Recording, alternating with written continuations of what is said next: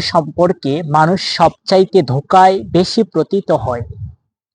পেয়ারা নবী সাল্লাল্লাহু আলাইহি ওয়াসাল্লাম বলেছেন, নেমাতানে মাগবুনুন ফীহিমা কাসীরুম মিনান নাস, আস-সিহহাতু ওয়াল ফারাগ।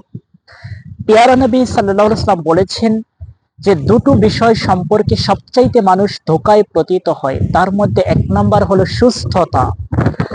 আল্লাহর হাবিব বলেছেন, মানুষ যখন সুস্থ থাকে তখন তিনি সুস্থতাকে মূল্যায়ন করে না, যখন অসুস্থ হয়ে যায় তখন বুঝে যে সুস্থতা এটা কত বড় একটা নিয়ামত।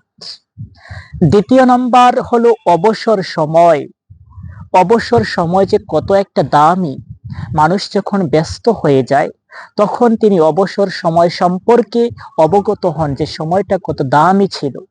আল্লাহ তাআলা যেন আমাদেরকে এই দুটো নিয়ামতকে কাজে লাগানোর মতো তৌফিক আল্লাহ দান করেন। আমিন। আসসালামু আলাইকুম ওয়া রাহমাতুল্লাহি ওয়া বারাকাতুহু।